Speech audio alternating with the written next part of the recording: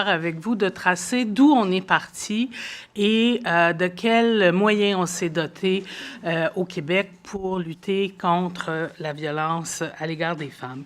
Mais avant de rentrer dans le vif du sujet, Bon, d'abord, je vais vous dire que le contenu de la présentation que je vais faire est vraiment a été inspiré de travaux qu'on a fait avec d'autres groupes qui travaillent sur l'exploitation sexuelle, la violence sexuelle et l'ensemble des violences faites aux femmes. Donc, c'est vraiment un point de vue à partir du travail de militantes de longue date. Mais avant de commencer, j'ai une petite question quiz pour vous. En décembre 62, Marie-Claire Kirkland, qui était l'épouse de Philippe Casgrain depuis 8 ans, aurait-elle pu quitter celui-ci si ça avait été un conjoint contrôlant et violent? Qu'est-ce que vous en pensez?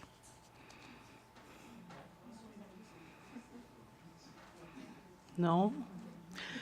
Elle aurait pu le faire assez difficilement, effectivement. Parce qu'à cette époque-là, en fait, Marie-Claire Kirkland, c'est la première ministre de la Justice au Québec. Et elle n'a pas pu signer un bail à son nom parce que la loi ne lui permettait pas. Elle avait besoin de la signature de son mari pour pouvoir poser des gestes administratifs aussi simples que celui-là. Probablement que la plupart d'entre vous avez des appartements, avez déjà signé des bails, que vous soyez un homme ou une femme, mais à cette époque-là, pour une femme mariée, c'était pas possible de le faire. Alors, on va voir que, au fond, il y a eu des mesures spécifiques contre la violence faite aux femmes, mais il y a eu aussi des avancées législatives qui ont favorisé la possibilité pour les femmes de quitter un conjoint violent, de dénoncer la violence sexuelle, etc., qui ne sont pas des mesures spécifiques sur la violence, mais qui ont été importantes, au fond, pour les droits des femmes. Parce que si on regarde l'époque, je vous parlais de 62, si on recule jusqu'aux années 50-60, ça semblera peut-être très, très loin pour certains d'entre vous, mais en fait, à cette époque-là, quand on parlait de violence sexuelle, on parlait pas de crime contre la personne, on parlait d'un crime contre la propriété de l'homme, le père, le conjoint, au fond, qui était la femme. Et on parlait que c'était un crime. On était contre les bonnes mœurs. On n'était pas dans la violation des droits d'une femme. Quand on regarde la question de la violence conjugale, ben ça, c'était plutôt vu comme un problème individuel et privé dont on ne parlait pas. On se mariait et c'était même la formule consacrée pour le meilleur et pour le pire. Et la violence conjugale pouvait faire partie du pire, mais ça ne concernait personne d'autre que nous. Donc, on voit que les premiers changements législatifs qui vont aider les femmes à échapper à la violence sont venus assez tard. Le premier, on peut parler du droit de vote qui a été accordé aux femmes seulement en 1940. C'est quand même assez tard, alors que dans d'autres pays, c'était plus tôt. Je vous parlais de Claire Kirkland. Enfin, un des premiers gestes législatifs qu'elle a posés comme ministre de la Justice, c'est de donner aux femmes, en 1964, la possibilité de gérer leurs biens, de signer des contrats. Et on a décrété dans la loi, dans le Code Napoléon, qui faisait office de Code civil à cette époque-là, que les époux participaient tous les deux à la direction de la famille et que c'était pas seulement le père qui était le pater familias qui dirigeait la famille. Quelques années plus tard, au fédéral, on a élaboré et voté la loi sur le divorce qui comprenait des motifs de cruauté mentale et physique. Ça pouvait être un motif pour lequel on pouvait demander le divorce. Fait que pour une première fois, sans nommer violence conjugale, on inscrit ces motifs-là dans un texte de loi qui va permettre aux femmes d'y échapper. Au niveau de mesures qui vont leur permettre d'être un peu moins dans la pauvreté, quoique c'est pas grand-chose, le régime québécois des allocations familiales est donné non pas à la famille, mais est au nom de la mère, toujours. Donc, ça fait des petits montants que les femmes peuvent économiser pour essayer de s'en sortir s'il y a quelque chose. Et quand on arrive en 69, il y a la création d'un nouveau régime matrimonial qui s'appelle la Société d'Aquais, qui dit au fond que les époux vont partager un certain nombre de biens qu'ils vont acquérir ensemble pendant le mariage, mais il y a des biens qu'ils avaient avant qui vont rester à eux. Donc, au moment d'une séparation, d'un divorce, la femme peut repartir avec une partie des biens, alors que quand elle était en séparation de biens, si elle n'avait pas travaillé, au fond, elle partait avec rien du tout. On est dans un contexte, quand on arrive aux années 70, assez bouillonnant. Il va y avoir non seulement des avancées pour les droits des femmes, mais on sort de la Révolution tranquille au Québec et on essaye de mettre en place, au fond, un filet de sécurité sociale qui va permettre plus de justice sociale. Et tout ça va évidemment être aidant pour les femmes qui font face à la violence. On est aussi à une époque où les féministes commencent à se mobiliser, commencent à décrier la violence que les femmes vivent, que ce soit à l'intérieur ou à l'extérieur du mariage. Elles vont aussi questionner les institutions, les policiers, au fond, qui vont justifier, qui vont excuser. Elles vont mettre au jour tous les mythes qu'il peut y avoir sur ces problèmes-là. Et c'est comme ça qu'on commence à donner un réel accès aux droits aux femmes. Viendra assez rapidement après un ressac, là. Tu sais, il va y avoir dans ces années-là des actions contre la violence sexuelle, contre la violence conjugale, contre l'exploitation sexuelle, la pornographie. Il y a une lutte contre la pornographie qui est active dans les années 80, mais on va voir rapidement, par exemple, les tenanciers de bars qui veulent pas perdre les profits des bars de danseuses et de tout ça, se mobiliser, aller en cours contre des règlements sur l'affichage érotique. On va aussi voir, suite à Polytechnique, le massacre de Polytechnique arrive en 89. On essaie vraiment de faire taire les femmes en disant, qui disent c'est un crime contre les femmes, et il y a une chape de plomb qui s'installe, et on a tout un discours antiféministe qui commence à s'installer. Il y a un journaliste qui publie un livre qui s'appelle Le Manifeste d'un salaud, qui va dire que les statistiques qu'on a sur la violence conjugale sont fausses, exagérées, et il y a tout un travail qui va commencer à se faire par des gens qui prennent la parole comme ça, mais aussi dans la vie de tous les jours, où on va tenter de minimiser la violence. On va dire que les femmes ont tout le pouvoir en cours, que les droits des hommes ne seront jamais pris en compte, alors que ce n'est pas le cas. Et on a aussi des mesures qui, sans être des mesures de ressac, mais en fait, c'est tout le néolibéralisme économique qui fait qu'on coupe dans le filet de sécurité sociale. L'aide sociale arrête d'être indexée.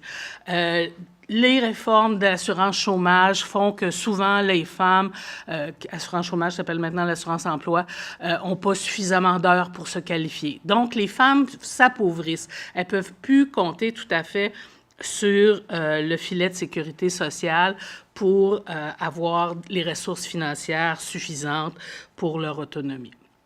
Alors, si on reprend ça, si on regarde plus en détail, comme je vous l'ai dit, dans les années 70, on a vraiment toute l'installation du filet de sécurité sociale. L'aide sociale, même si ça reste trop peu pour arriver à vivre décemment, permet quand même aux femmes d'avoir un revenu de substitution si elles dépendaient de leur conjoint, puis si elles doivent se séparer. Ça peut leur permettre de répondre à leurs besoins. On a aussi d'autres mesures qui se mettent en place. L'indemnisation des victimes d'actes criminels est créée à cette période-là. Donc, quand on est victime, on peut soit avoir une indemnité de remplacement, on peut de ses revenus, on peut avoir accès aux services de thérapeute. Donc, tout ça se met en place début des années 70. La CSST pour les travailleurs et les travailleuses qui se blessent à l'emploi.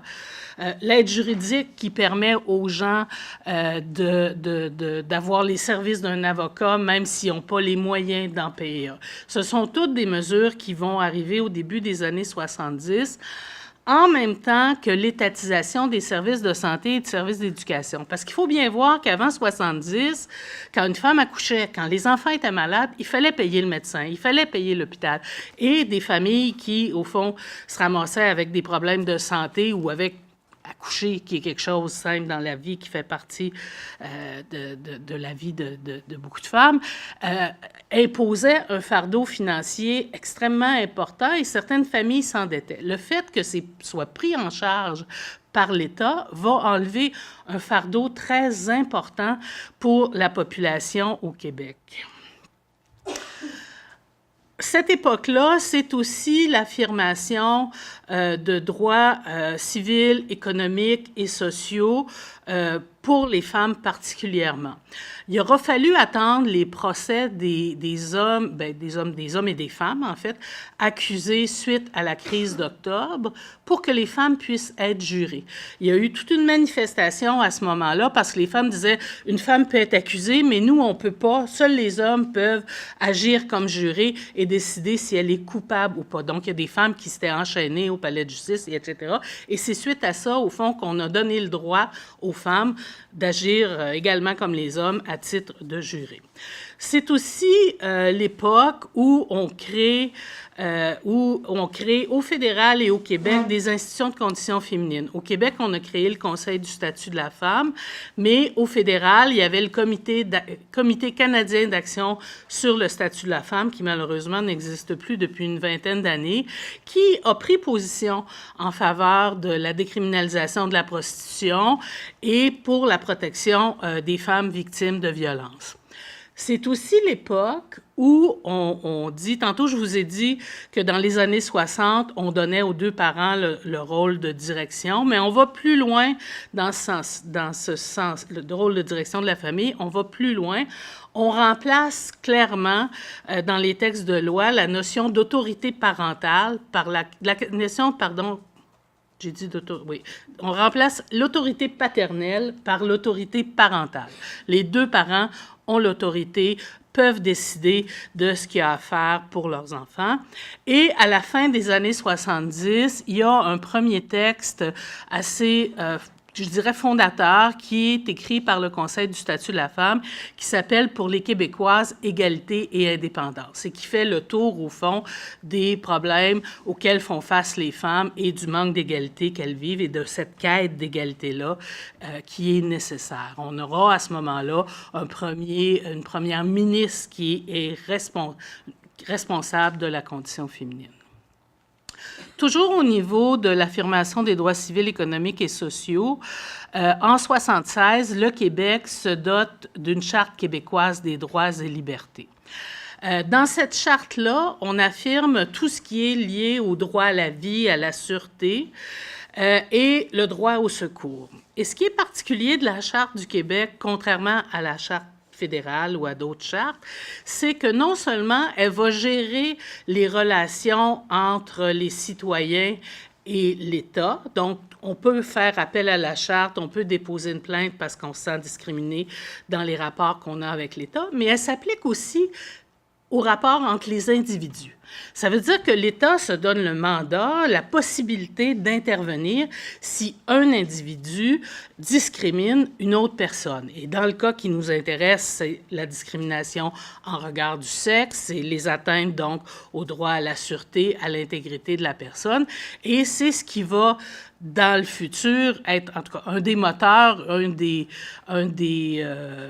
des choses qui va amener l'État québécois à agir contre la violence envers les femmes. C'est aussi une époque où on n'est pas les seuls qui bougent, ça bouge au plan international.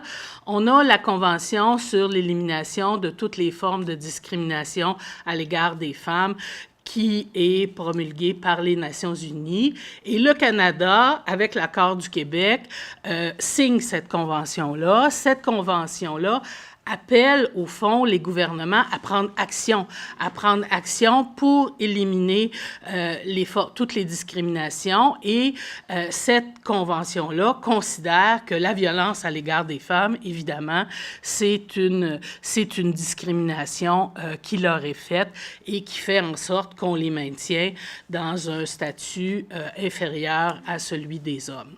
Donc, c'est un autre mécanisme, là, un autre outil qui nous est amené dans les années 70. ça, c'est plus au niveau des structures gouvernementales, mais quand on regarde l'action que les femmes font sur le terrain, c'est une époque très, très active, très bouillonnante, très militante. En fait, c'est l'époque où les premières maisons pour femmes victimes de violences conjugales vont naître. À l'époque, on s'inspire beaucoup du modèle anglais. Il y a une Anglaise qui a écrit « Crie moins fort, les voisins vont t'entendre », qui est au fond l'histoire d'une maison pour les femmes, par les femmes, très axée sur une maison communautaire où les femmes, entre elles, peuvent s'aider avec le soutien d'autres femmes. Donc, c'est déjà le modèle féministe qui est mis de l'avant. C'est aussi l'époque où les premiers centres d'aide et de lutte contre les agressions à caractère sexuel, qu'on appelle les CALAC, vont naître au Québec. Dans les groupes de femmes de la diversité, ça bouge aussi. Il y a le point de ralliement des femmes d'origine haïtienne qui est créé. La Maison d'Haïti développe un programme femmes qui est important. Donc, il y a vraiment une convergence à ce niveau-là. On a au plan international un premier tribunal qui, au fond, pour dénoncer les crimes dont les femmes sont victimes, dénoncer toute la violence dont elles sont victimes.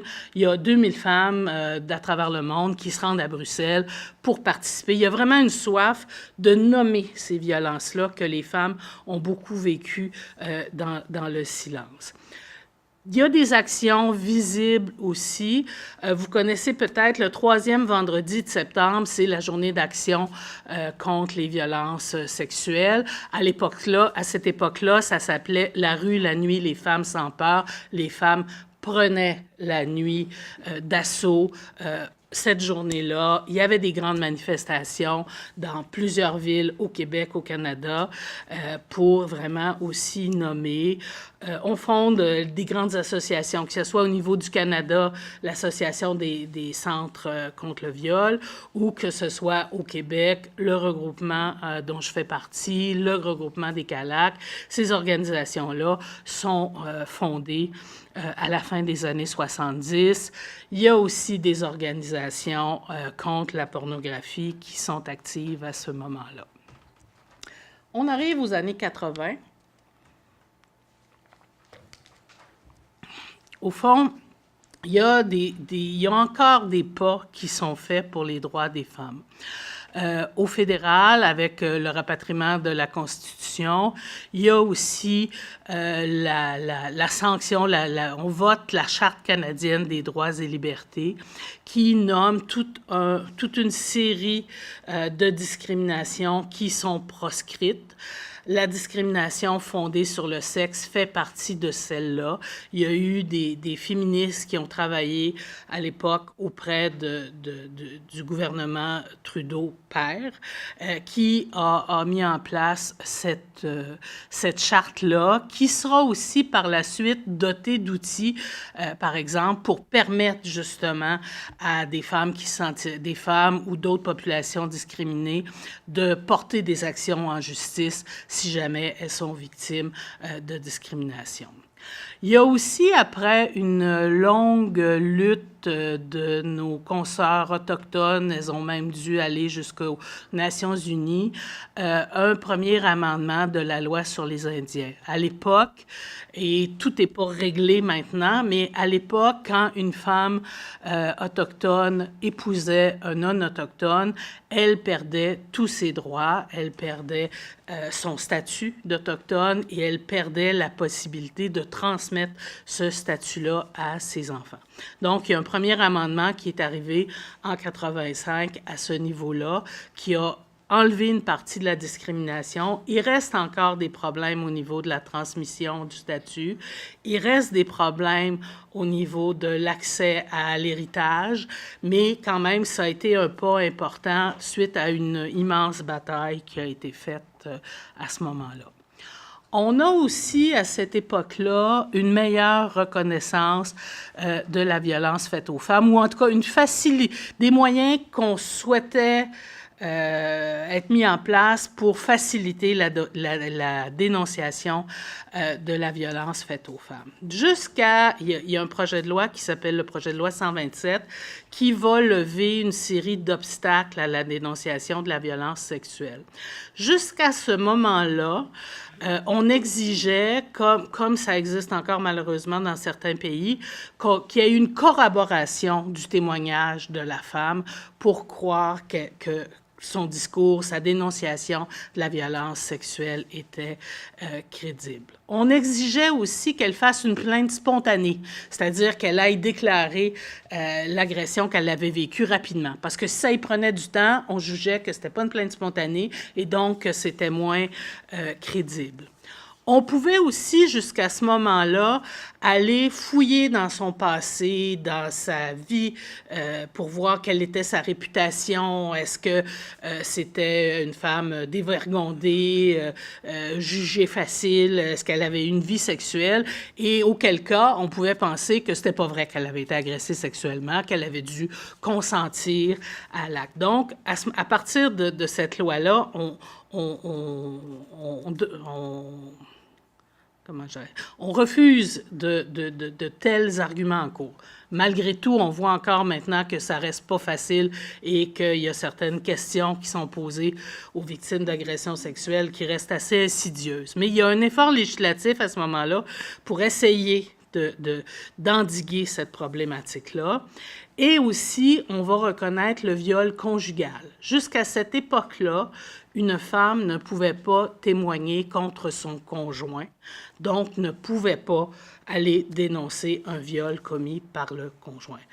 Il reste que c'est toujours un crime qui est sous-dénoncé, que des fois on fait face à des intervenants qui disent « ben là, regarde, est-ce que tu as vraiment dit non? Est-ce que tu as vraiment vigoureusement? » Et particulièrement dans les cas de violence conjugale, la notion de consentement reste très problématique parce qu'une femme qui a peur de subir la violence de son conjoint, évidemment, ne va pas affirmer haut et fort nécessairement qu'elle ne consent pas au rapport sexuel. Elle va se sentir, dans certains cas, obligée, même si elle n'y consent pas. Donc, ça reste problématique à l'heure actuelle.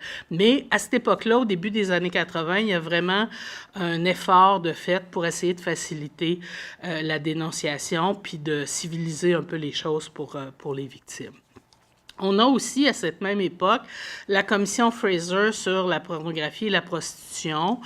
On étend le crime de sollicitation aussi aux clients prostituteurs, mais contrairement aux attentes des groupes de femmes, on ne décriminalise pas les femmes qui, à ce moment-là, qui font de la prostitution.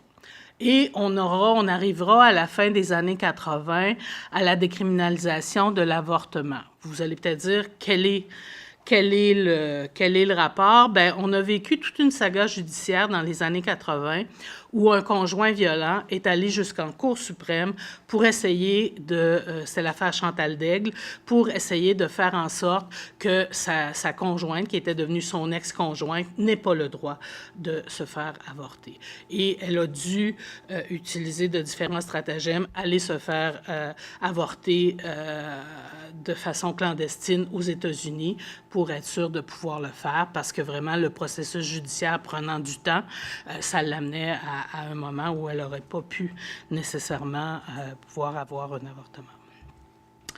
Au Québec, dans cette même période-là, on voit des changements dans le Code civil. On voit une réforme du droit de la famille qui va être aidante pour les femmes qui vont avoir besoin de quitter un conjoint violent. D'abord, on décrète clairement l'égalité des époux. On a aussi un mécanisme, il y a différents moyens, mais il y a aussi un mécanisme qui s'appelle la protection de la résidence familiale. En fait, cette partie de loi-là fait en sorte que si on possède une maison avec son conjoint, celui-ci ne peut pas la vendre, ne peut pas l'aliéner sans qu'on ait été d'accord. Donc, ça permet que, parce que les conjoints pouvaient vendre la maison, dilapider les biens, et la femme se retrouvait absolument devant rien. On prévoit aussi la prestation compensatoire pour des femmes qui auraient été collaboratrices de leur conjoint, qui auraient permis que celui-ci, au fond, en affaires ou fermiers accumulent des biens, alors qu'elles étaient que la collaboratrice, elles n'avaient pas de statut officiel et donc au moment de la séparation, elles partaient avec absolument rien. Donc on met en place la prestation compensatoire qui permet aux femmes d'aller devant le tribunal et demander d'être compensées pour tous les efforts qu'elles ont commis, qu'elles ont eus qui ont permis l'enrichissement du conjoint. Mais on se rend compte assez rapidement que ça ne fonctionne pas tellement bien. Les juges ne la donnent pas, les femmes ne vont pas suffisamment le demander, et on va donc créer la loi sur le patrimoine familial qui va faire en sorte qu'un certain nombre d'acquis, la résidence familiale, ce qu'il y a dans les régimes de retraite, en tout cas, un certain nombre d'acquis va devoir être séparé au moment du divorce. Mais j'attire votre attention sur le fait que tout cela ne s'applique qu'aux femmes mariées. Au début des années 80, il y avait moins de couples en union de fait qu'il y en a maintenant, mais il y en avait quand même. Mais à venir jusqu'à maintenant, les personnes qui sont en union de fait n'ont aucune protection au moment où elles se séparent, à moins d'avoir signé un contrat de vie commune. Donc, oui, les gens mariés ont été protégés, le sont toujours mieux. Il y a des discussions à l'heure actuelle, mais on attend depuis plusieurs années une réforme du droit de la famille qui permettrait aussi de protéger les gens qui sont en union de fait. À cette époque-là, dans les années 80, je vous l'ai dit, on a des groupes qui ont commencé à naître dans les années 70 à s'activer. Les groupes demandent au gouvernement d'en faire plus, de répondre, de prendre ses responsabilités. Donc, on voit tout ça, encore des groupes qui émergent, notamment pour défendre les besoins des femmes immigrantes, des femmes lesbiennes, des femmes handicapées. On a le Front commun contre la pornographie qui se bat contre la pornographie adulte. Il y a des centres de femmes qui sont nés un peu partout à travers le Québec et on a la création de l'ère des centres de femmes qui va les regrouper, qui va permettre d'avoir une voix et qui va permettre de développer pour des services pour des femmes qui vont vivre toutes sortes de conditions, que ce soit des problèmes de santé mentale, des problèmes de pauvreté. Les centres de femmes vont beaucoup prendre la parole sur la question de la pauvreté des femmes, mais aussi sur la question de la violence. Il y a différentes actions pour soutenir les prostituées, tenter de les aider à quitter la prostitution si elles le souhaitent. La Fédération, il y a une deuxième association de maisons qui voit le jour, c'est la Fédération des ressources d'hébergement pour femmes violentées et en difficulté du Québec. On a aussi des revendications. Bon, par exemple, on va voir, il y a un nouveau service qui se met sur pied à cette époque-là, qui est SOS Violence conjugale, qui est une ligne 24/7 où les victimes peuvent appeler sans frais. Donc, il n'y a pas de trace sur leur compte de téléphone qu'elles ont fait un interurbain. Et en téléphonant à SOS, elles peuvent être mises en contact rapidement avec une intervenante dans une maison pour essayer d'évaluer leur situation. Mais ce service-là n'est pas accessible aux femmes handicapées. Donc, effectivement, il y a des revendications du mouvement des femmes handicapées pour dire, bien, ça n'a pas de sens, les femmes handicapées aussi vivent de la violence et il faut que ça puisse être un service qui leur est accessible. Il y a aussi, à la fin des années 80, une grande bataille pour le financement des maisons. Ça fait une dizaine d'années que les maisons pour femmes victimes de violences conjugales existent, mais malgré tout, elles sont assez mal financées, elles n'arrivent pas à donner tous les services dont elles ont besoin. Donc, il y a une bataille pour qu'on développe plus ces ressources-là et qu'on les finance.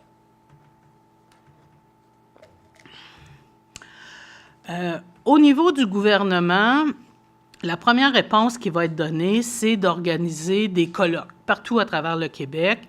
Ça va s'appeler les colloques régionaux sur la violence à l'égard des femmes, où on va faire un peu un état de situation et où on va se rendre compte effectivement que la violence à l'égard des femmes est un problème répandu, qui est partout à travers le Québec, qu'il y a des gens qui tentent de faire des choses, mais qui manquent de moyens.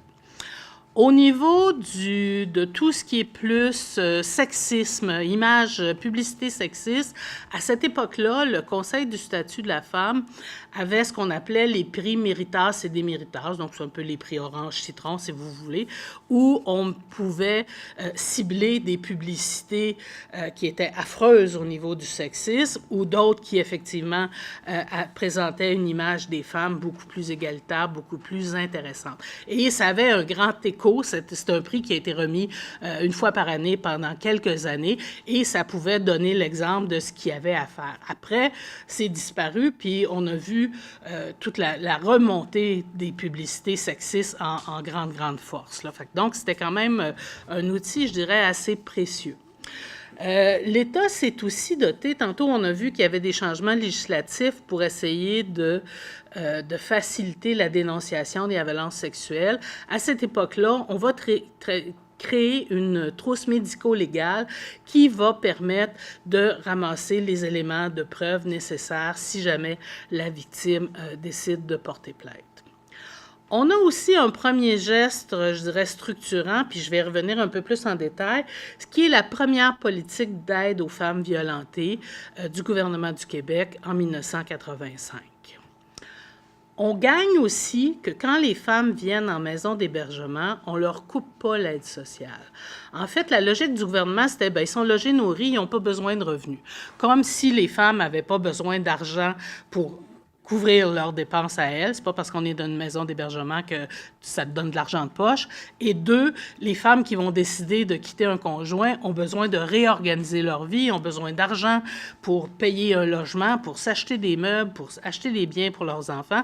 Donc, c'est vraiment une bataille importante qui est menée à ce moment-là et qui est gagnée, qui viendra aussi avec des prestations compensatoires, un petit montant qui va être donné aux femmes quand elles sont en hébergement, qui va leur permettre, leur faciliter un peu les choses à ce niveau-là.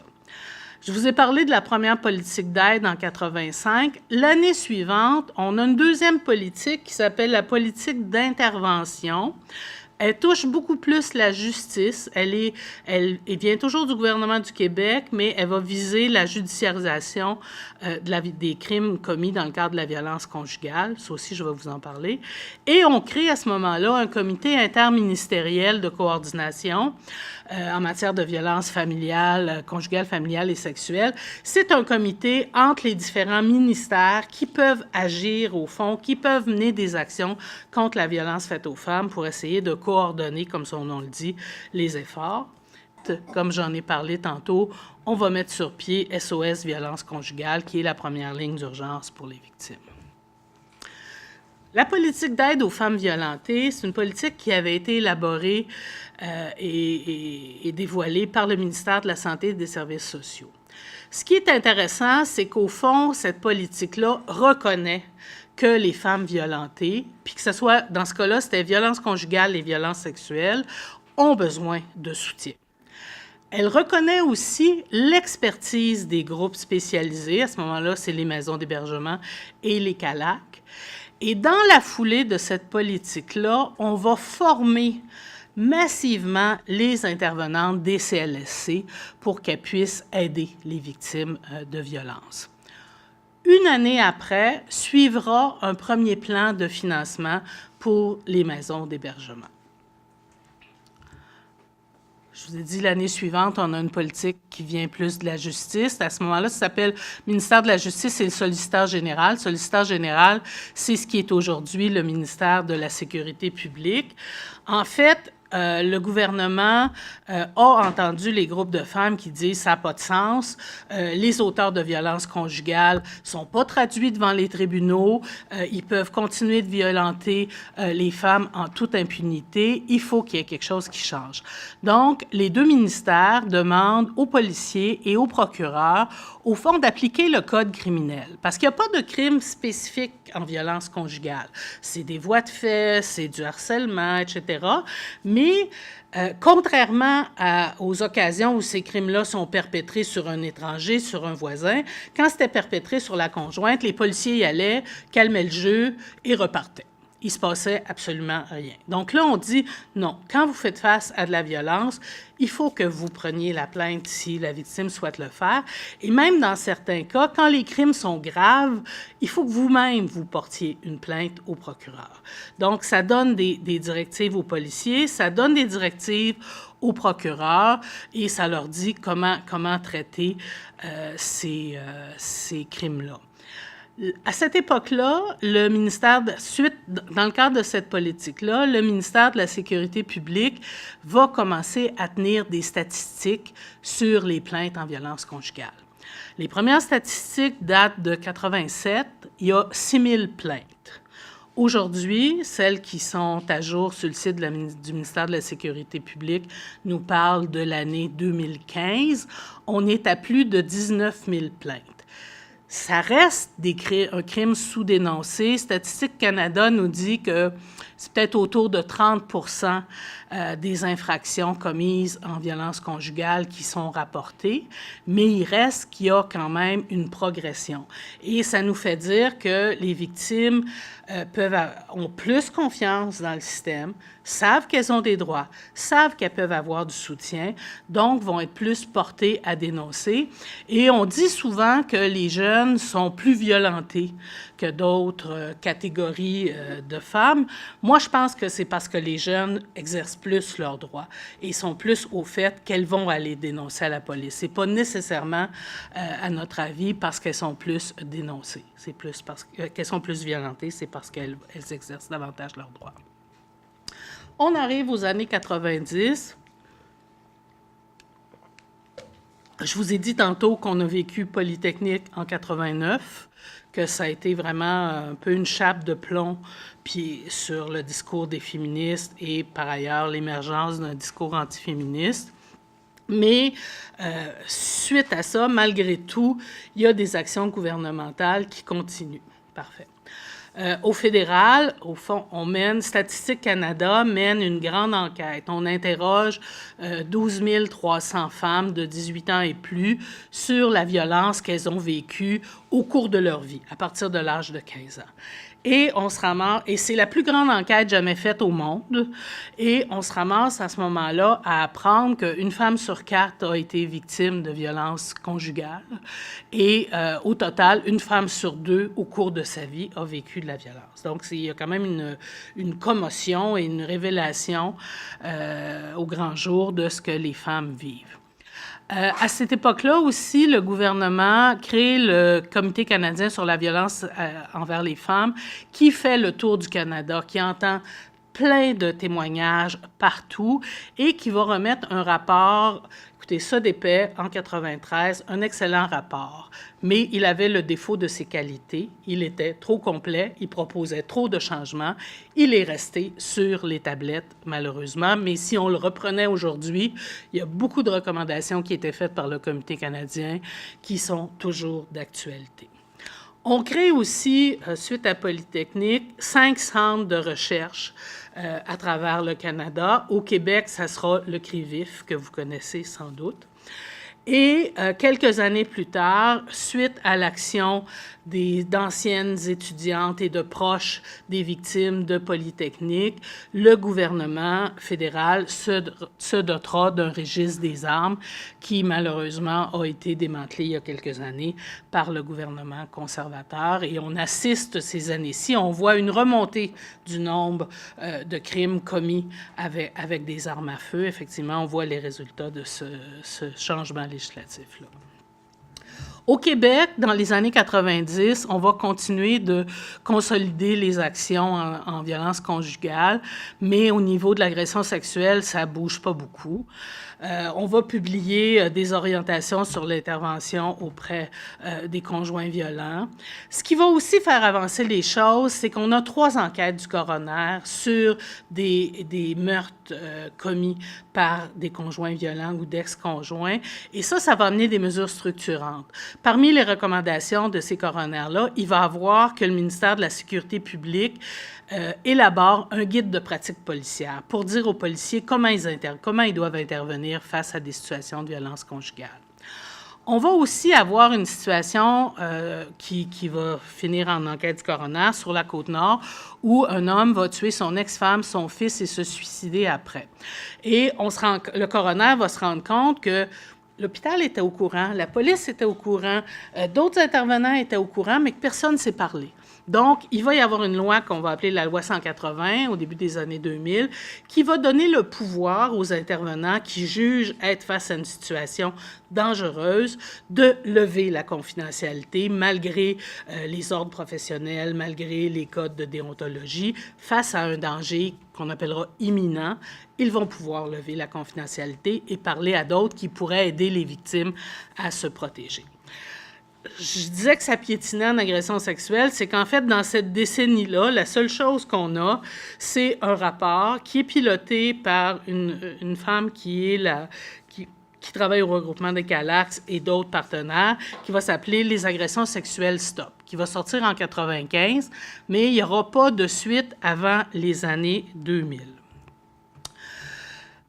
En violence conjugale, parmi les grandes actions qu'on a, puis ce qui est une action qui est encore, je vous dirais, prégnante aujourd'hui parce que le dernier plan d'action vient de le réaffirmer, on va sortir une politique interministérielle en matière de violence conjugale en 1995. Cette politique-là reconnaît que la violence à l'égard des femmes, c'est le fruit de gestes de domination d'un homme sur une femme et que c'est lié aux rapports historiquement inégaux entre les hommes et les femmes. Elle s'appuie sur la Déclaration des Nations unies qui vient d'être faite en 1993. Elle a des principes directeurs très clairs qui disent qu'on doit donner priorité à la sécurité des victimes. Donc, puis elle est assortie d'un plan d'action qui, évidemment, ne va pas aussi loin que les militantes féministes l'auraient voulu, mais quand même, la politique affirme les choses clairement et va nous donner, au fond, des pistes qui devraient être suivies dans l'avenir. Par exemple, si on veut faire de la prévention, si on veut faire on se dit, à ce moment-là, il faut faire du changement de mentalité, il faut s'attaquer aux inégalités. Donc, dans ce sens-là, c'est un outil précieux. Il y a aussi d'autres mesures qui viennent appuyer les femmes qui tentent de fuir la violence conjugale. D'abord, on va changer les conditions d'admissibilité dans les habitations à loyer modique et on va leur donner comme des points de priorité, qu'elles puissent y avoir accès plus facilement. En 1995, on a la marche du pain et des roses qui ne parle pas beaucoup de violence, qui parle plus de pauvreté, mais qui, malgré tout, va amener des conditions socio-économiques qui vont aider les femmes qui vont favoriser. Augmentation du salaire minimum, loi sur l'équité salariale. Donc ça, c'est des mesures où les femmes vont pouvoir avoir accès à des meilleurs revenus si elles travaillent. On va aussi réduire le parrainage pour les femmes immigrantes, parce que quand on est parrainé, au fond, on est absolument totalement dépendante de son parrain. Donc, on va réduire le temps de parrainage de 10 ans à 3 ans. Et même quand il y aura violence conjugale, on va pouvoir mettre fin au parrainage immédiatement et donc pouvoir prendre une vie autonome. On va aussi, à la même époque, ça va monter aussi jusqu'en Cour suprême, il va y avoir des causes sur la question des pensions alimentaires, de la défiscalisation, etc. Mais le Québec va mettre sur pied un régime de perception des pensions alimentaires parce que 80% des pensions alimentaires n'étaient pas payées, généralement par le père, c'est lui qui devait payer une pension parce qu'il avait des meilleurs revenus. Donc, c'est un nouveau mécanisme. Ça amènera beaucoup de ressacs. On va se mettre à dire les pères ne sont pas des guichets automatiques et à réclamer de voir plus les enfants pour payer moins parce que la pension va être fixée en fonction du nombre de jours où on prend soin des enfants. Mais quand même, ça reste un gain. Et on va aussi gagner, c'est à cette époque-là que la médiation familiale commence au Québec. On va gagner que les femmes victimes de violences conjugales ne soient pas obligées d'aller à la séance d'information qui les incite à y aller. Il reste qu'il y a des femmes qui continuent d'y aller, mais c'est quand même un droit qu'elles ont. On arrive aux années 2000 et c'est une époque qui est, je vous ai dit, le ressac est commencé. Beaucoup affirment que l'égalité est atteinte entre les hommes et les femmes, donc on n'a pas besoin de prendre des mesures. Mais quand on regarde la réalité, on voit que les femmes sont toujours violentées, qu'elles ont toujours la double tâche et qu'elles sont toujours moins rémunérées, même celles qui ont des diplômes universitaires, qui sont des professionnels, etc. Et ça existe encore maintenant.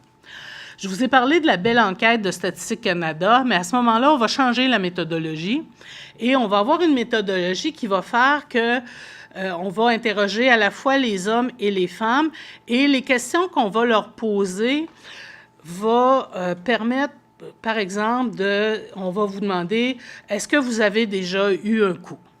On ne va pas vous demander, est-ce que c'est quelqu'un qui se défendait qui vous a frappé ou est-ce que c'est quelqu'un qui vous agressait? Peu importe. Qu'on ait reçu un coup de quelqu'un qui se défendait ou qu'on ait soi-même donné un coup pour agresser l'autre, c'est un coup, un coup. Donc, ça va complètement fausser les données et ça va amener à penser que les hommes sont aussi violentés que les femmes. Quand on regarde les résultats de plus près, on voit bien que c'est les femmes qui sont blessées, qui ont plus de traumatismes, qui vivent les crimes les plus graves, les viols, les séquestrations, on voit. Mais ce qui sort toujours en gros titre, c'est que c'est également réparti entre les hommes et les femmes. Donc ça va servir aux gens qui ne veulent pas qu'on améliore les mesures de soutien et de protection des victimes. Il va même y avoir un comité du Sénat et de la Chambre des communes qui va faire une grande tournée du Canada pour essayer de changer la loi sur le divorce, pour promouvoir la garde partagée, pour ne pas tenir compte de la présence de violence. Donc, ça va être assez problématique. Il n'y aura pas de changement de loi à ce moment-là, mais ça va s'insinuer dans les mentalités et je vous dirais qu'on vit maintenant les conséquences de ça. Beaucoup, quand les femmes vont en droit de la famille, souvent on ne tiendra pas compte de la violence ou on va dire, bien, vous vous séparez, la violence est finie. On ne tiendra pas compte du fait que ça se poursuit.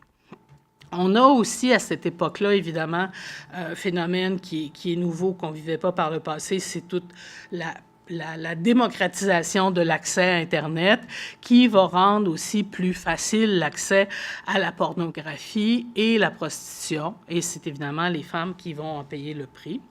Mais par ailleurs, on commence à voir dans les gouvernements, dans différentes institutions, un intérêt pour s'attaquer à toute la question de la traite humaine, que ce soit en lien avec le travail forcé ou avec l'exploitation sexuelle. Je vous ai dit que dans les années 90, il n'y avait pas eu grand-chose sur les agressions sexuelles. C'est vraiment en 2001 qu'on va avoir l'équivalent de la politique en violence conjugale qui va s'appeler les orientations gouvernementales en matière d'agression sexuelle. Ce sont aussi, puis je vais y revenir, à cette époque-là, on voit aussi un changement.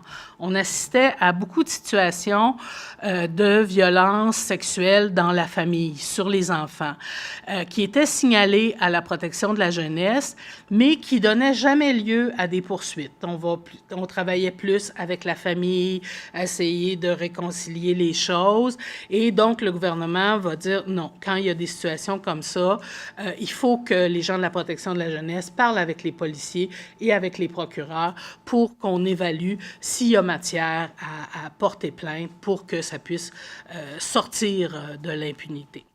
Il y aura avec les orientations, suite aux orientations, 2 plans d'action en matière d'agression sexuelle et une politique d'égalité où on reconnaît que la prostitution est une forme de violence à l'égard des femmes.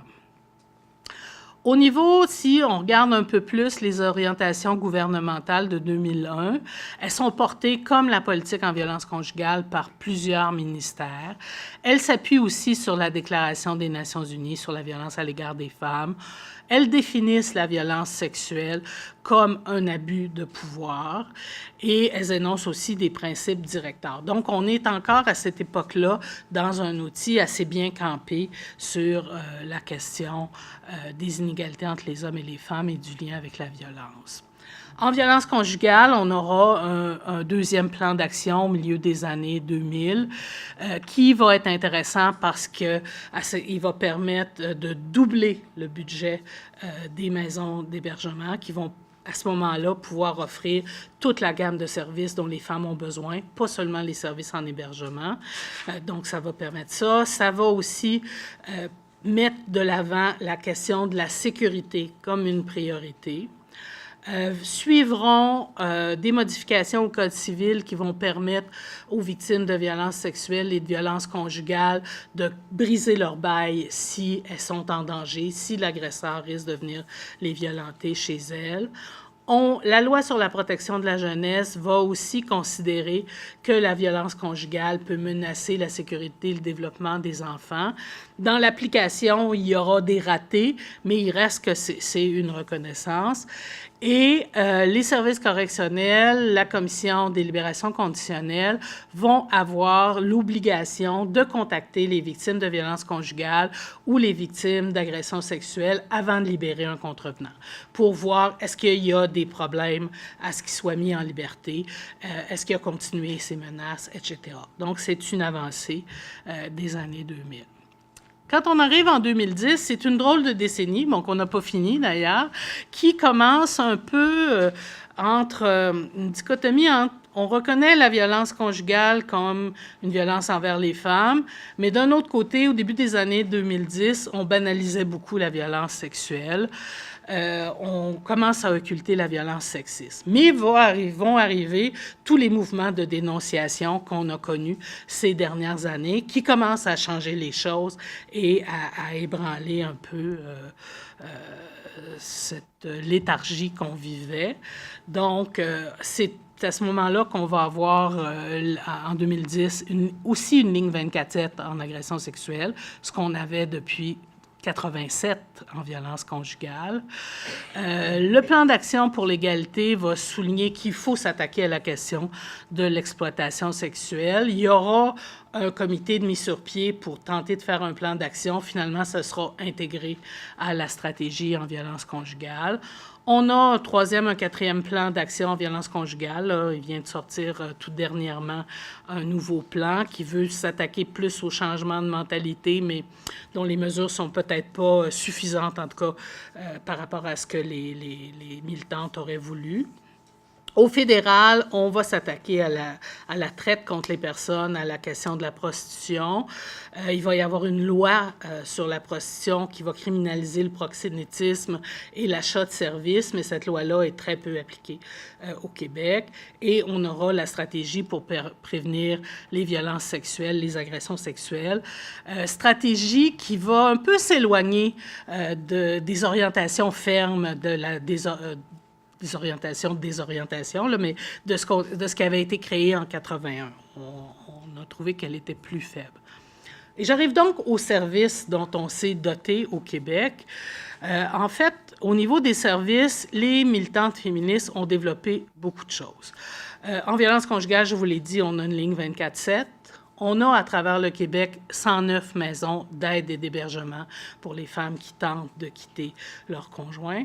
13 maisons autochtones. Celles qui relèvent du fédéral, qui sont dans des communautés autochtones, sont absolument très mal financées. Elles ont moins de la moitié que ce qu'ont les autres maisons au Québec. Donc, ça fait des années qu'il y a des pressions de fait sur le fédéral sans avoir beaucoup d'amélioration. Il y a un organisme à Montréal qui s'appelle la Maison des femmes sourdes qui travaille en collaboration avec les maisons d'hébergement quand une femme sourde a besoin de services pour l'équiper, pour aller faire l'intervention, etc. Et il y a 25 maisons de deuxième étape dont je ne vous parlerai pas plus puisque la présentation suivante a en parlé.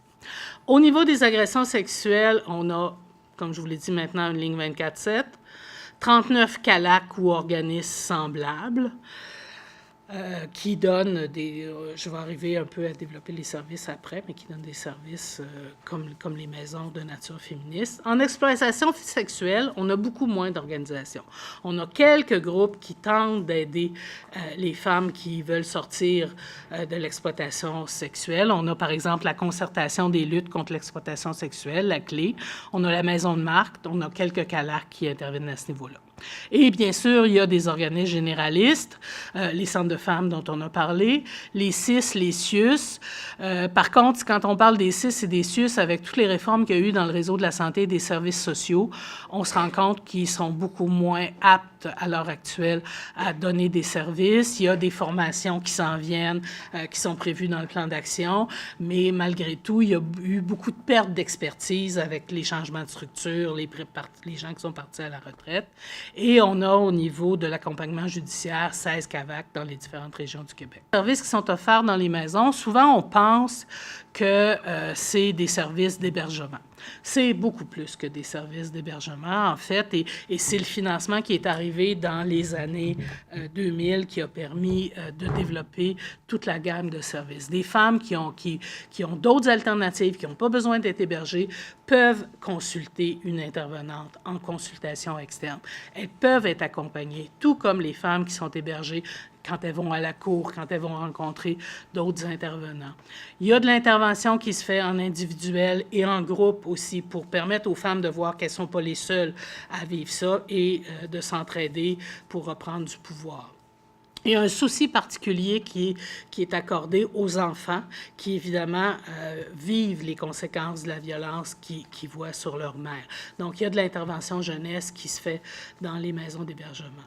Souvent, après l'hébergement, les femmes, c'est pas parce qu'on décide de quitter son conjoint que la violence arrête, vont continuer à vivre la violence post-séparation, vont avoir des doutes, vont avoir des pressions du conjoint ou de proches.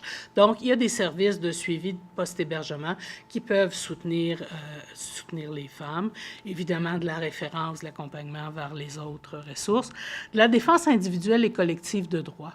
Quand on a été victime de violence pendant un certain temps, on a souvent l'estime de soi assez affaiblie et on a parfois besoin d'avoir quelqu'un à côté de soi pour nous aider à défendre nos droits. Mais vous avez vu tous les changements sociaux, législatifs qu'on a vus, ça prend aussi du monde pour pousser sur les gouvernements, sur les institutions pour faire ces changements-là. C'est là qu'on parle de défense plus collective des droits. Pour éviter l'isolement des femmes aussi, les maisons tentent d'organiser des activités sociales, activités cabane à sucre, parties de Noël, épluchettes de blé d'Inde, etc., parce que c'est pas facile de se retrouver seul avec ses enfants. Et évidemment, les maisons font beaucoup d'activités de prévention, de sensibilisation dans les groupes sociaux, dans les écoles, dans leur milieu, etc. Elles vont parler de la problématique, des préjugés, tout ça. Si on regarde au niveau des CALAC, les services, si on enlève l'hébergement, vont être assez semblables. Il y a des services d'aide directe, individuelle ou collectif. Il y a de la défense des droits qui se fait. Beaucoup d'activités de prévention, sensibilisation. Les CALAC ont développé un programme qui se met en place dans les écoles cette année. Des luttes aussi. Au niveau des services pour les femmes, au niveau de l'industrie du sexe, on a ils sont moins nombreux, mais aussi des services un peu semblables, de l'écoute téléphonique, du suivi, de l'accompagnement. On va aussi tenter aussi des fois d'avoir du soutien financier pour ces femmes-là, parce qu'on n'a pas parlé, mais il n'y a pas de mesure spécifique de soutien financier pour des femmes qui quittent la violence. Et quand on tente de quitter la prostitution, c'est tout un défi de se retrouver sans aucun revenu. Donc, il y a du travail de solidarité qui se fait à ce niveau-là et des cours d'autodéfense. Donc, pour terminer, quand on dit après 50 ans d'efforts, pourquoi est-ce qu'on n'a pas réussi à endiguer la violence à l'égard des femmes? Bien, il faut se rappeler que c'est un problème qui date de très, très, très longtemps. Et je vous ai aussi parlé du ressac qu'on vit depuis les années 90, qui essaie de freiner, de dévier les efforts qu'on fait et les efforts gouvernementaux. On est toujours les hommes et les femmes sont toujours pas égaux. Donc, il reste toujours dans la tête de certains le droit de violenter des femmes, le droit de les contrôler. Et socialement, il manque encore de mesures pour faire en sorte que les femmes vivent une pleine égalité, ce qui, d'une certaine façon, si ça ne les protège pas de la violence, ça leur donne au moins plus d'options quand elles tentent de la fuir. Et on a souvent des plans d'action qui ne vont pas suffisamment loin comme on le voudrait. On n'a pas toujours eu des actions assez structurées au plan du changement des mentalités, comme on vient de dire. La formation des professionnels est parfois déficiente. Je vous dis, on nous annonce des formations, mais ça fait plusieurs années que dans le réseau de la santé et des services sociaux, il n'y a pas eu une formation générale. Au niveau des policiers, policières, on a bien des directives, ils sont formés à l'école de police, mais il n'y a pas de requalification obligatoire, comme c'est le cas dans d'autres provinces. Ici, il faut qu'ils se requalifient pour les maniements des armes, le test de l'alcotest, mais pas pour l'intervention en violence conjugale. Donc, ça fait partie des lacunes qu'on a. Il reste encore difficile. Je vous ai dit que le taux de dénonciation de violence conjugale était 30 %, agression sexuelle, 5 %. Ça reste que les victimes ne font pas encore confiance, se sentent pas bien traitées, se sentent pas crues dans le système de justice. Donc, on a du travail à faire à ce niveau-là si on veut marquer comme société qu'on ne tolère pas la violence. Il manque encore de ressources dans les organismes spécialisés, même si on a eu des gains, si on a augmenté les enveloppes, et il manque de ressources dédiées à l'autonomie économique des femmes. Il n'y a pas de mesures d'intégration en emploi pour des femmes victimes de violences conjugales, de mesures spécifiques, là, femmes, pour des femmes victimes de violences conjugales, pour des femmes qui sortent de la prostitution. Et il y a des fois des mesures que c'est un peu en avant, un pas en arrière. Les femmes devraient avoir priorité dans les HLM, mais on voit des offices municipaux d'habitation qui essayent de contourner ces règles-là. Donc, ce n'est pas toujours appliqué aussi fermement qu'on le souhaiterait. Donc, voilà, c'est un peu le tour de piste là, que je voulais vous proposer.